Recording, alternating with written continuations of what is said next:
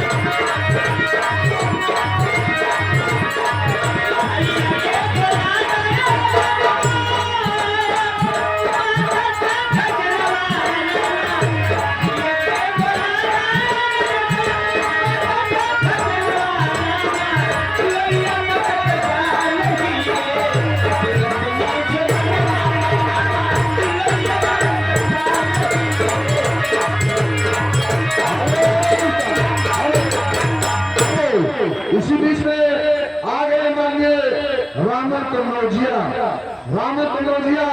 उनकी तरफ से 23 रुपए का पुरस्कार है मैडम। लेकिन उनका फरमान क्या है? तेरे नैना मेरे नैनों से तेरे नैना मीठी मीठी बातें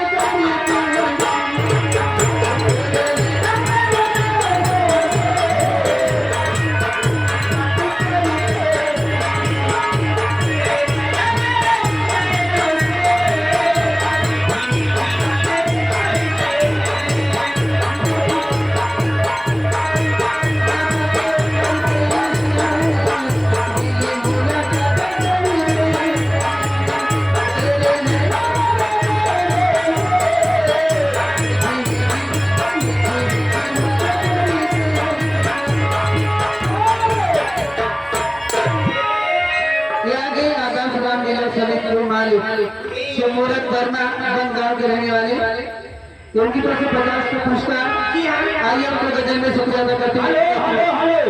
ये मनोज वर्मा राम सरासपुर वो सफरपुर बाबा इनकी तरफ से 23 रुपए का पुरस्कार मैडम। लेकिन ट्रैक्टर वाले मनोज वर्मा ट्रैक्टर वाले हाँ समझ रही हूँ।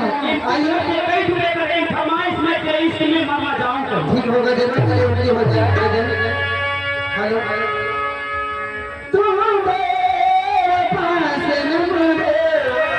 तेरा जो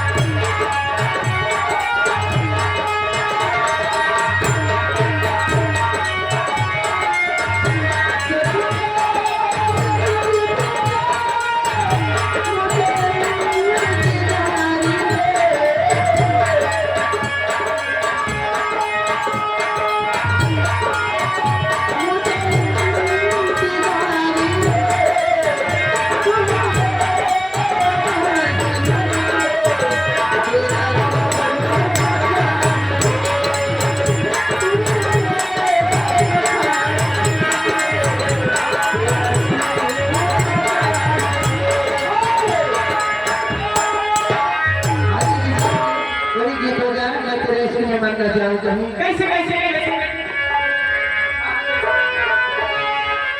मैं तेरे इश्क में आपको क्योंकि मैं तो बहुत पागल हूँ।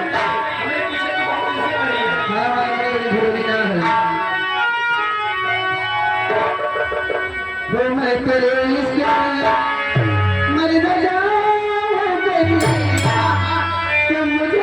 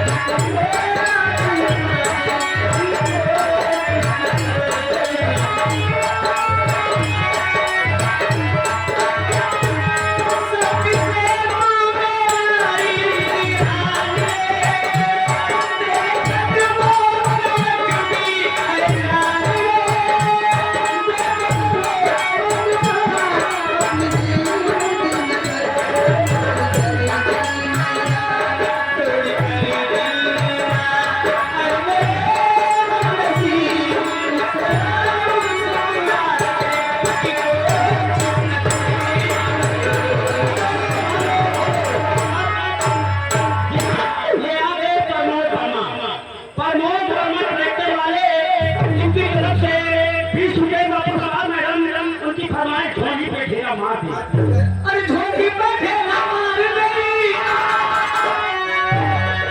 ये बच्ची